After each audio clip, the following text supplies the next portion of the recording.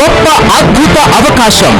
Holi fire power ministries వారు సమర్పించు Holi fire TV కార్యక్రమం. ముఖ్య ప్రసంగికులు రాడికల్ నుండి రక్షింపబడి దేవుని ఆత్మ చేత అభిషేకింపబడి బహు బలంగా వాడబడుచున్న దైవజనులు బ్రదర్ పి జడ్సన్ కుమార్ గారు మరియు బ్రాహ్మణ కుటుంబం నుండి రక్షింపబడి ప్రభువు సేవలో బహు బలంగా వాడబడుతున్న దైవజనురాలు మధుర గాయని సిస్టర్ నిషా జడ్సన్ గారు.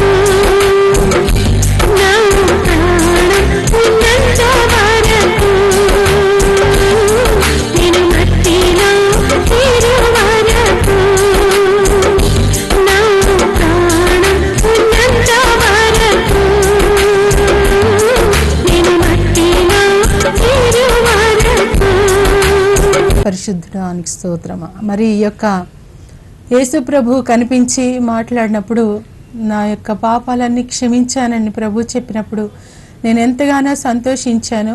నేను ఇంక ఈ లోక సంబంధిని కాను, నేను యేసయ్య బిడ్డను అని ఎంతగానో ఆనందించాను.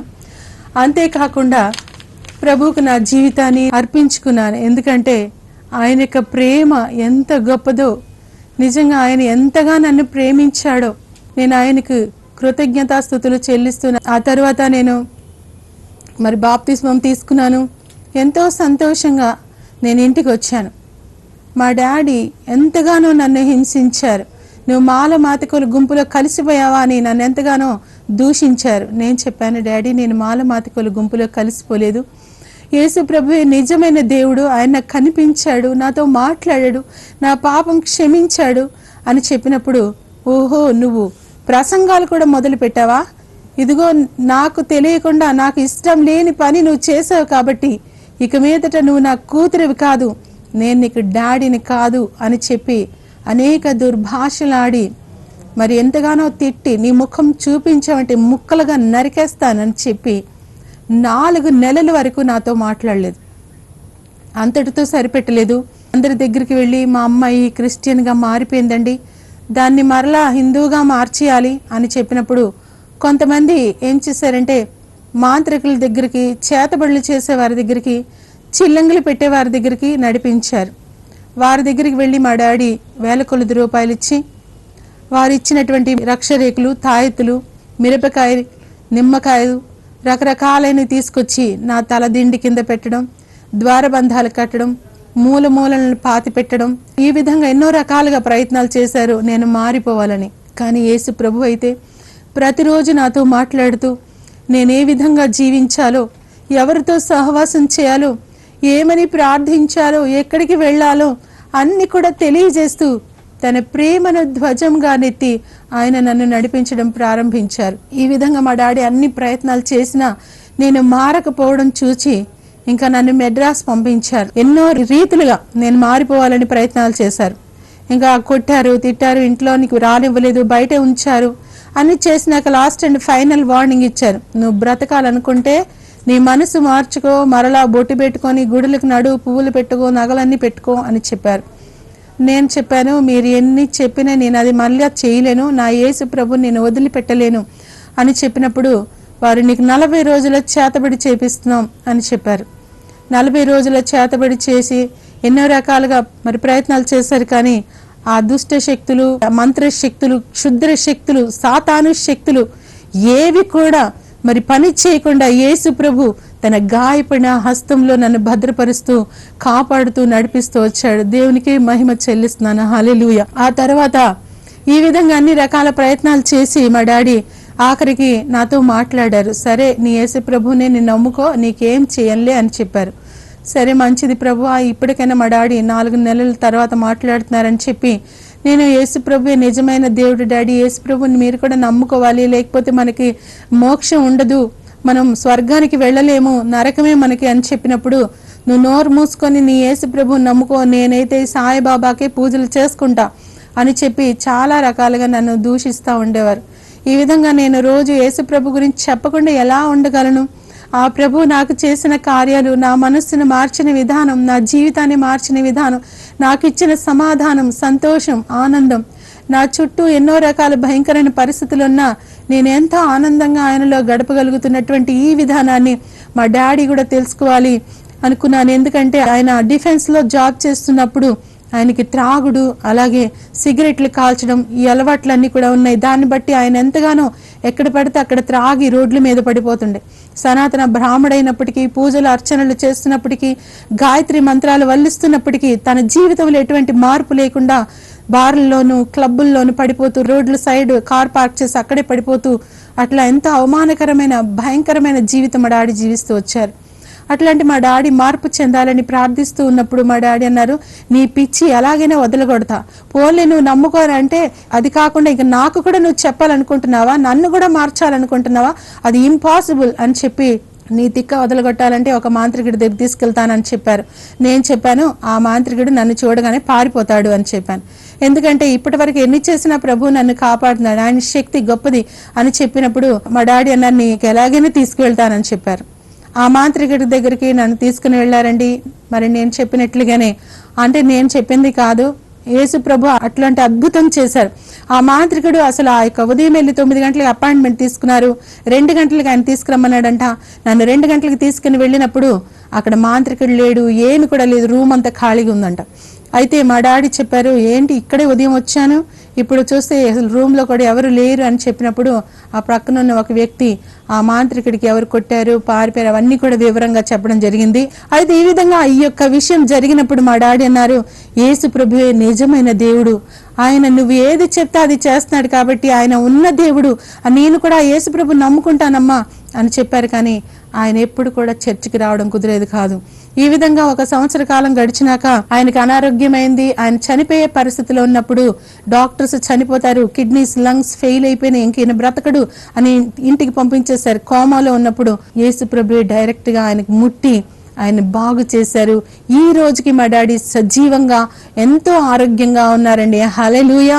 యేసు ప్రభు ఏదైనా చేయగలడు అన్నది నాకు ఎంతో విశ్వాసం కలిగింది. నేను ఒకటే ప్రేయర్ చేస్తూ వచ్చాను, ప్రభువా మా డాడీ తన తల్లి గర్భంలో ఉన్నప్పుడు తన అంతరింద్రియాలు, తన అవయవాలు, తన కిడ్నీస్, లంగ్స్ అన్ని నువ్వే చేసావు, ఏ డాక్టర్స్ చేయలేదు, ఏ మనుషులు చేయలేదు, కాబట్టి నువ్వే కొత్త అవయవాలనిచ్చి బాగు చేయగలవు ప్రభువా అని ప్రేయర్ చేసినప్పుడు ఆ విధంగానే కొత్తగా చేసి కిడ్నీస్, లంగ్స్ ఇచ్చి మా డాడీని బ్రతికించారు. మా డాడీ ఈ రోజుకి ఎంతో ఆరోగ్యంగా ఆయన ఉన్నారండి. నేను 2 మాటలు ఖచ్చితంగా చెప్పగలను. యేసు ప్రభు లాంటి ప్రేమ గల వారు ఎవ్వరు కూడా ఈ లోకంలో ఉండరు. తల్లిదండ్రులైనా కావచ్చు, అన్నదమ్ములైనా కావచ్చు, బంధుమిత్రులైనా కావచ్చు, అందరి ప్రేమ ఏదో ఒక స్వార్థంతోనే నిండి ఉంటుంది. కానీ యేసు ప్రభు ప్రేమ మాత్రమే స్వార్థం లేనిది. అది నిజంగా ఆ ప్రేమను వర్ణించడానికి నేను చాలా ప్రయత్నాలు చేస్తూ ఎన్నో పాటలు వ్రాసాను, స్వరకల్పన చేశాను, పాడుతూ వచ్చాను. అనేక సభల్లో పాడుతూ ఉన్నాను. సిడీస్ చేశా, ఆల్బమ్స్ చేశాము. ఎన్ని రకాల చేసినా, ఎంత పాడినా, ఎంతగా నేను ఇంట్లో ఉన్నప్పుడు నా ఖాళీ సమయం అంతా, లేకపోతే నేను ఏ పని చేసుకుంటున్నా, ప్రభువా నీ ప్రేమను నేను వర్ణించలేను అని అంగులారుస్తూ ఉంటాను.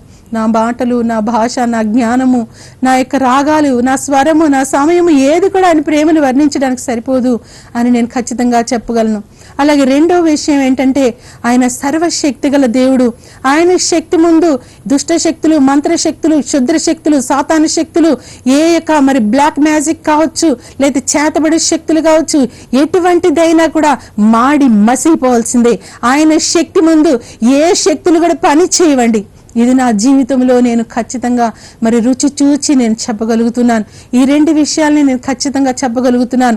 మరి ఈ యొక్క కార్యక్రమం ద్వారా చూస్తున్న వారి యొక్క జీవితాల్లో ఒకవేళ ఎలాంటి క్రియలు ఉన్నా కూడా ఆయన వాటిని కాల్చివేసి మీకు విడుదల ఇవ్వగలడని కూడా నేను మరి చెప్పడానికి సంతోషిస్తూ ఉన్నాను. మా డాడీ యేసు ప్రభుని నమ్ముకున్న తర్వాత మరి యేసు ప్రభు నన్ను సేవకు పిలిచారు. నేను సేవకు సమర్పించుకున్నాను. 21 రోజులు ఉపవాసం ఉండినప్పుడు యేసు ప్రభు తన పరిశుద్ధ ఆత్మతో నన్ను అభిషేకించి తన వరములతో నింపి మరి హాస్పిటల్ మినిస్ట్రీ చేయమన్నారు. అలాగే విలేజ్ మినిస్ట్రీ, పల్లెటూర్లకు వెళ్ళి సువార్త ప్రకటించడం, హాస్పిటల్స్కి వెళ్ళి రోగులకి సువార్త ప్రకటించడం చేస్తూ ఉండగా ఆ యొక్క వివాహాన్ని కూడా అద్భుతంగా ప్రభు జరిగించారు. మరి అండమాన్ దీవుల్లో సేవ చేస్తున్నటువంటి జెట్సన్ పి కుమార్ గారితో నా యొక్క వివాహము మరి 97వ సంవత్సరంలో ఆగస్టు నెల 9వ తారీఖున జరిగింది. ఆ తర్వాత మేము 6 సంవత్సరాలు అండమాన్ దీవుల్లో సేవ చేశామండి. 6 సంవత్సరాలు కూడా అనేక పాఠాలు ప్రభు మాకు నేర్పించారు. అనేక రకాలైన శ్రమలు, అనేక రకాలైన బాధలు అనుభవించాము, ఇబ్బందులు అనుభవించాము. బయటకు వెళ్ళి ఎవరికైనా సువార్త చెప్దామనుకుంటే 4 వ్యక్తుల్ని కదిపితే 4 భాషల మనుషులు ఉంటారు. ఇక్కడ లోకల్ పీపుల్ అని ఉంటారు. వాళ్ళు స్థానికంగా మరి జైలు నుంచి విడుదల పొందినాక వారికి కొంత స్థలాలు మరి గవర్నమెంట్ ఇచ్చినప్పుడు అక్కడే ఉంటారు. వారు ఎంతగానో కాళిక లాంటి మరి శక్తుల్ని పూజ చేస్తారు. వారు యేసు ప్రభుని ఎంతగానో మరి తృణీకరిస్తారు, వారు ఇష్టపడరు. ఇట్లాంటి ఒక ప్రదేశంలో మరి సేవ చేయడానికి ప్రభు ఎంతో కృపనిచ్చారు. అయితే అక్కడ ఒక అద్భుతం జరిగింది. నాకు చాలా ఆనందం. నేను ఎప్పటికీ నా జీవితాంతం నేను మర్చిపోలేని ఘటన ఏంటంటే, ఒక మెంటల్లీ రిటార్టెడ్ అమ్మాయి, మరి జడ్డి పిల్ల, మాటలు రావు, నడక రాదు, ఇంత లావుగా ఉండి నోటంట జొల్లు గారుస్తూ ఉన్నటువంటి ఒక పాపను ప్రభు పూర్తిగా స్వస్థపరిచారు. ఎలా అంటే, వారింటికి వెళ్ళి మేము సువార్త ప్రకటిస్తే వారు వద్దు వద్దు అని తృణీకరించారు, కొడతామని కూడా చెప్పారు. అయినప్పటికీ వారి గురించి ఉపవాసం ఉండి ప్రార్థన చేసినప్పుడు ఆ అమ్మాయి గురించి ప్రార్థన చేయడానికి అవకాశం దొరికింది.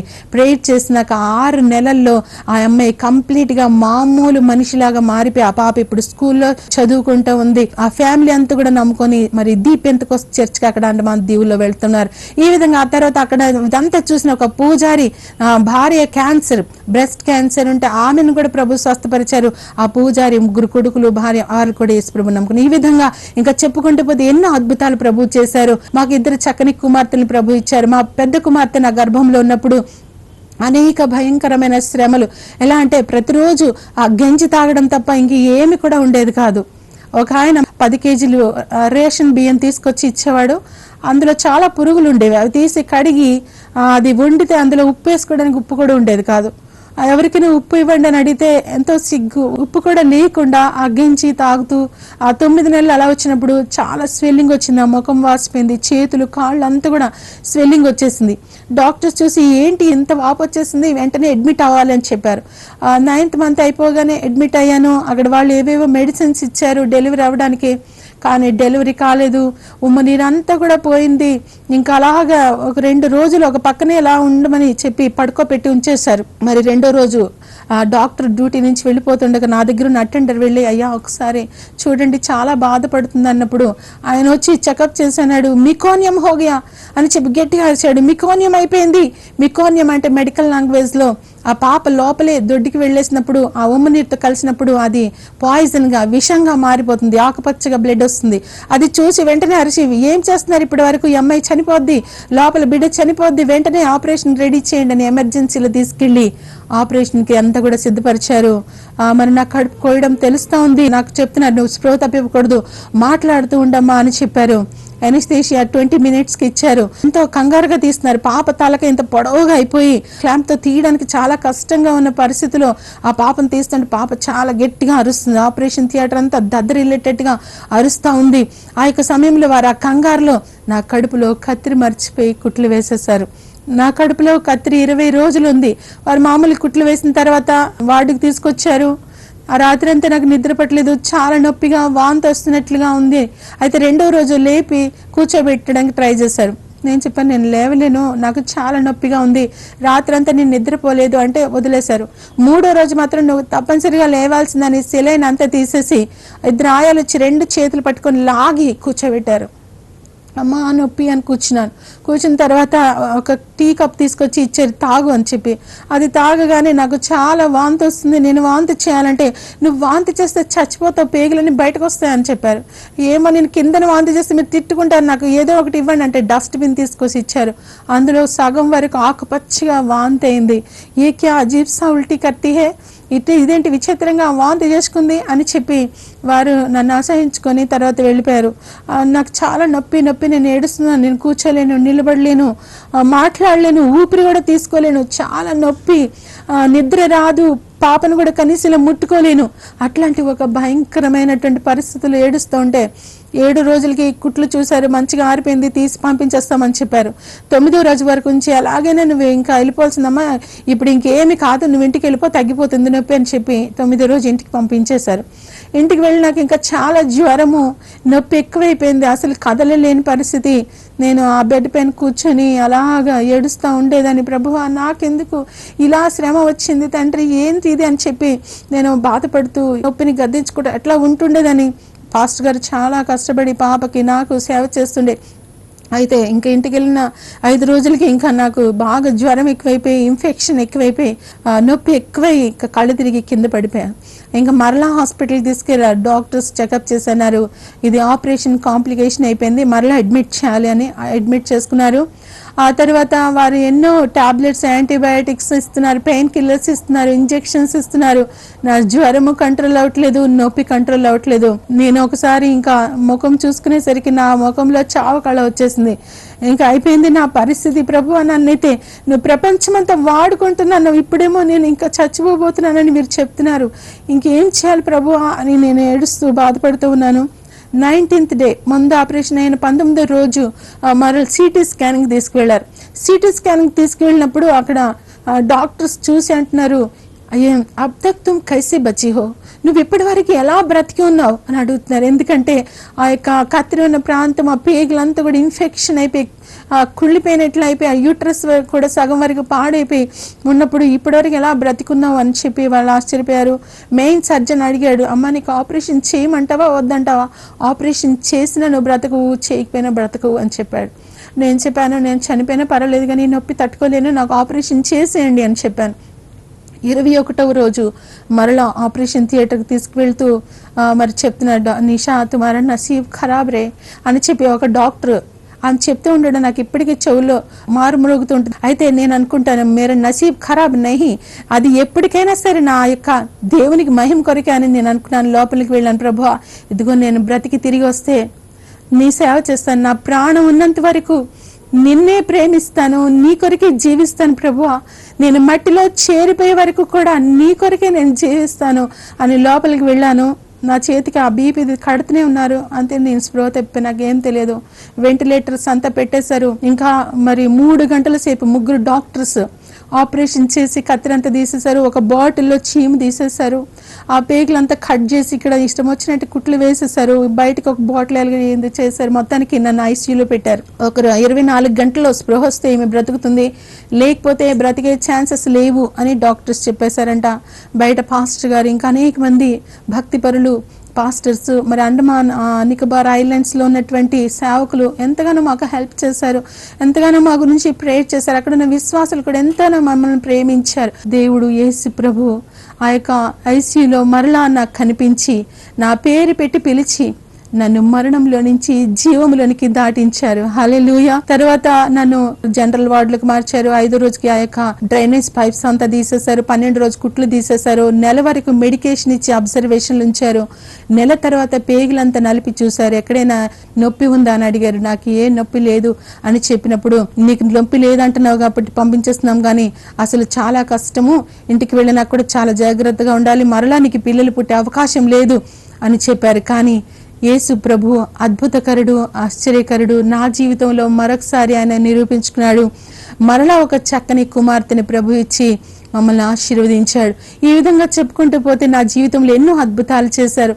నేను అక్కడ అండమాన్ నికోబార్ ఐలాండ్స్లో ఉంటూ ఏడుస్తూ ఉండేదాన్ని. ప్రభువా, నేను అక్కడ ఎంతో సేవ చేసేదాన్ని. మీటింగ్స్లో లేకపోతే సిడీస్లో పాటలు పాడుతూ ఉండేదాన్ని, ఇంకా విలేజ్ మినిస్ట్రీ చేసేదాన్ని, హాస్పిటల్స్కి వెళ్ళి సువార్త ప్రకటించేదాన్ని. ఇక్కడ నేను మూల పడిపోయాను ప్రభువా అని ఏడుస్తూ ఉంటే ప్రభు నాకు అక్కడ ఎలా ప్రేయర్ చేయాలో ట్రైనింగ్ ఇచ్చారు, కన్నీటి ప్రార్థన నేర్పించారు. ఇగో చూడు ఇర్మియా ఎలా ఏడుస్తున్నాడో అలాగా నువ్వు ఏడుస్తూ కన్నీటితో మరి ఆత్మల గురించి ప్రేయర్ చేయాలని రకరకాల ప్రార్థనల గురించి ప్రభు అక్కడ నాకు నేర్పించారు. ఈ విధంగా ట్రైనింగ్ ఇస్తూ ఎప్పుడైతే మేము నిజంగా ఆయన సేవ చేయగలం అనుకున్నారో అప్పుడు ఒక మీటింగ్ కోసమని విజయవాడ ప్రాంతానికి మమ్మల్ని తీసుకొచ్చారు. విజయవాడ నుంచి మళ్ళీ వెళ్ళిపోవాల్సిందే అనుకుంటున్నప్పుడు ప్రభు మరి పాస్టర్ గారితో, మా హస్బెండ్తో మాట్లాడారు. మీరు ఇక్కడే ఉండండి, నేను మీకు ఎస్టాబ్లిష్ చేస్తాను, మిమ్మల్ని అభివృద్ధి పరుస్తాను అని ప్రభు మాట్లాడారంటే. ఎందుకంటే ఆయన యాంటీగా ఉంటుండే, నేను అసలు అండమాన్ వదిలి రాను, ఎందుకంటే నన్ను యేసుప్రభు అండమాన్ పంపించారు కాబట్టి అక్కడే ఉంటాను అని చెప్పేవారు. కానీ యేసయ్య మాట్లాడినప్పుడు మరి విజయవాడ వచ్చి అక్కడ ఉన్నాము 9 years. తర్వాత ప్రభు హైదరాబాద్కి నడిపించారు. మేము 3 సంవత్సరాల ముందు ఈ యొక్క హైదరాబాద్కి వచ్చి ఉప్పల్లో ఉంటూ దేవుని యొక్క సేవ చేస్తూ ఉన్నామండి. మరి నిజంగా నా జీవితంలో అద్భుతాలు చేయడమే కాకుండా మా దగ్గరికి ఎవరైతే సమస్యలతో, బాధలతో, వ్యాధులతో వచ్చారో వారి జీవితాలు కూడా ప్రభు అద్భుతాలు చేశాడు. ఆయన పక్షపాతి కాడు అని నిరూపించుకున్నాడు. ఇప్పటి వరకు నా సత్యమణి నిషా జడ్సన్ గారు చెప్పిన సాక్ష్యాన్ని విన్నారు కదా. ఎన్నో శ్రమలు, ఎన్నో ఇబ్బందులు, ఎన్నో కష్టాలు, అనేక పరిస్థితుల గుండా ప్రయాణం చేసి సేవలో ముందుకు సాగటానికి దేవుడు నాకు, నా సతీమణికి ఇచ్చినటువంటి కృపను బట్టి దేవునికి నేను మహిమ చెల్లిస్తున్నాను. శ్రమనందుట నాకు మేలాయను అని దేవుని దాసుడు చెప్పిన రీతిగా అనేక శ్రమల గుండా గత 20 సంవత్సరాలుగా ప్రభు యొక్క పాద సేవలో నమ్మకంగా కొనసాగటానికి దేవుడు మాకిచ్చిన కృపను బట్టి దేవునికి నేను మరోసారి మహిమ చెల్లిస్తున్నాను. దేవునికి వాక్యం సెలవిస్తూ ఉంది. 1 కొరింథీయులకు రాసిన పత్రిక 15వ అధ్యాయం 57వ వచనములో, ప్రభు అయిన యేసుక్రీస్తు మూలముగా మనకు జయం అనుగ్రహించుచున్న దేవునికి స్తోత్రం కలుగును గాక అని దేవునికి వాక్యం రాయబడింది. యేసుక్రీస్తు లేకపోతే మనకు జయం లేదు. యేసుక్రీస్తుని బట్టే మనకు జయము అనే సత్యాన్ని నేను మీకు జ్ఞాపకం చేస్తూ ఉన్నాను. మా వ్యక్తిగత జీవితంలో, సేవ జీవితంలో పుల్లరా ఎన్నో మరి శ్రమలు, బాధలు, ఇరుకులు, ఇబ్బందులు, కష్టాలు మరి ఎదురైనప్పటికీ కూడా మేము ఒక్కొక్కటి జయించడానికి గల కారణము ప్రభు అయిన యేసుక్రీస్తే అనే సత్యాన్ని మీకు నేను జ్ఞాపకం చేస్తూ ఉన్నాను. మీరు కృంగిన స్థితిలో ఉన్నారా? బలహీనత, అనారోగ్యము, లేకపోతే భయంకరమైనటువంటి ఆర్థికపరమైన ఇబ్బందుల, లేకపోతే ఎవరు ఆదరించలేనటువంటి పరిస్థితులు మీరు ఉంటున్నారా? ఆయన మిమ్మల్ని విడుదల చేయటానికి ఆయన సమర్థుడు అనే సత్యాన్ని నేను మీకు జ్ఞాపకం చేస్తూ ఉన్నాను. 2012 సంవత్సరంలో భయంకరమైనటువంటి శ్రమలు మా కుటుంబ జీవితంలో కలిగినది. జనవరి నెల 16వ తారీఖున ఒక ఫ్లైఓవర్ మీద నేను బండి స్కిడ్ అయి పడిపోయిన చెయ్యి విరిగిపోయింది. అది జరిగిన ఒక 6 నెలలకే మేము విజయనగరం జిల్లా ఒక మారుమూల గ్రామానికి సభలకు మేము వెళ్ళినప్పుడు, అది కొండ ప్రదేశం కనుక ఆ ప్రదేశంలో పిల్లరా మరి దోమ కుట్టి నా చిన్న బిడ్డ క్యాథరిన్ తనకు సెలబ్రల్ మలేరియా అనేటటువంటి భయంకరమైన వ్యాధి వచ్చింది. కిడ్నీ, లంగ్స్, లివర్ 3 కూడా డిస్ఫంక్షన్ అయిపోయింది. రెయిన్బో హాస్పిటల్ బంజారా హిల్స్లో అక్కడ మేము జాయిన్ చేసినాము. 4.5 లక్షల రూపాయలు ఖర్చు అయినది. మా దగ్గర అయితే నిజానికి ఒక 500 రూపాయలు కూడా లేవు. కానీ దేవుని మహాకృపను బట్టి ప్రియరా మేము ప్రార్థన చేయండి అని అనేక మంది ప్రియులకు ఫోన్ చేసినాము, మాకు అనేక మంది సహకరించారు. ఆ హాస్పిటల్లో నా బిడ్డకు ట్రీట్మెంట్ చేయిస్తున్న సమయంలో ప్రియులరా, డాక్టర్ అన్నాడు, ఇంకొక 10 లక్షలు ఖర్చు పెట్టినా మీ అమ్మాయి బ్రతకదని చెప్పాడు. నేను నా భార్య మేము ఒకవైపు కృంగుతా ఉన్నాం, ప్రార్థన చేస్తూ ఉన్నాం. దేవుని యొక్క వాక్యము మమ్మల్ని బలపరచే కొద్ది పిల్లరా మేము ధైర్యంగా ప్రభు సన్నిధిలో ఒక్కొక్క అడుగు ముందుకు మేము వేస్తూ సాగుతున్నాం. డాక్టర్ అన్నాడు, ఇంకొక 10 లక్షలు ఖర్చు పెట్టినా మీ బిడ్డ బ్రతకదని డాక్టర్ చెప్పాడు. నేను అన్నాను, అంత మాట చెప్పవద్దు డాక్టర్, జీవం కలిగినటువంటి దేవుడు జీవాధిపతి యేసుక్రీస్తు యొక్క సేవకుణ్ణి నేను, నా బిడ్డ బ్రతికిద్ది, మేము ప్రార్థన చేస్తూ ఉన్నాము, మా బిడ్డను బ్రతికించి ఇంటికి తీసుకొని పోతాము అని చెప్పి డాక్టర్తో మేము మాట్లాడి మేము ప్రార్థన చేసినాము. అదొక శనివారము ఉదయకాలం 9 గంటలు.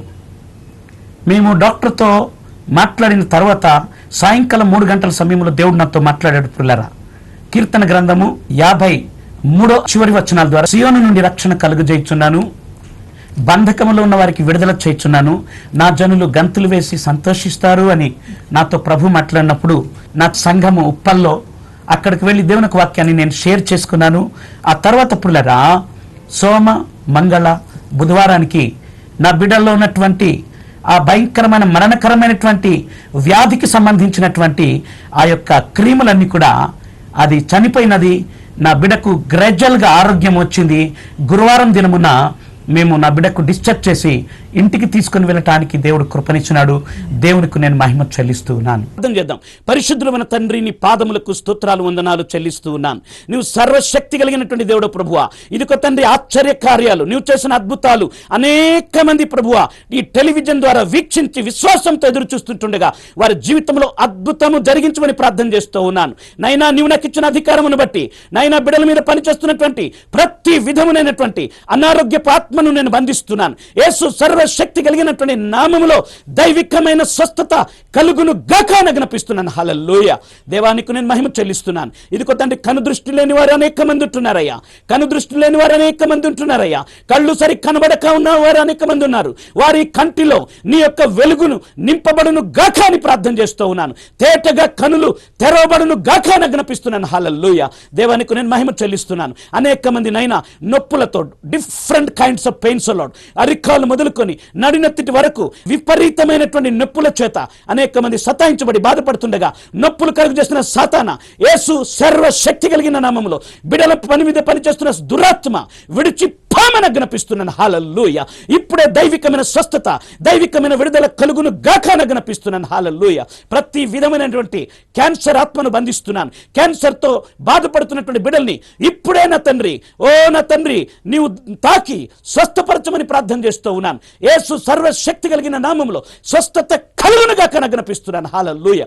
షుగర్ చేత, బీపీ చేత, నైనా రకరకాలైనటువంటి సమస్యల చేత బాధపడుతున్న వారి నిమిత్తమై ప్రార్థన చేస్తూ ఉన్నాను. నీ కృపలో మీరు బలపరచండి. అద్భుతమైన స్వస్థత విడుదల కలుగజేయండి. నీ నామానికి మహిమ తెచ్చుకోనండి. యేసు నామములో అడిగి వేడుకుంటున్నాం తండ్రి, amen. Pastor Judson P Kumar, holy fire church, ఇంటి number 16-48, opposite Saint Mark's high school, Prashant Nagar, Uppal. మరోసారి my address, pastor Judson P Kumar, holy fire church, opposite Saint Mark's high school, Prashant Nagar, Uppal, Hyderabad 39. మా ఫోన్ నెంబర్లు 984851667. మరో నెంబర్ 9948483663. ఈ నెంబర్కి మీరు కాల్ చేయగలరు.